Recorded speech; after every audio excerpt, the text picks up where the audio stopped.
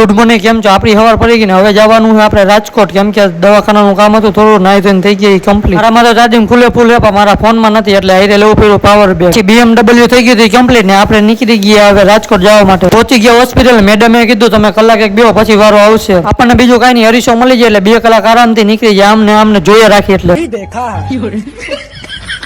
પછી ન્યા આવતો તો કંટાળ એટલે હું નીકળી ગયો ચા પીવા બહાર. આપણે હજી તો ચા હલાવી ક્યારે કરે ખબર નહીં હવે. પછી પાછો દવાખાને આવી ગયો. માથું દુખવા માંડ્યું, વાતી વાન મોકલે છે. તો મગજ કામ કરતો ન હોય ને કાના જેવા વાતી વાન.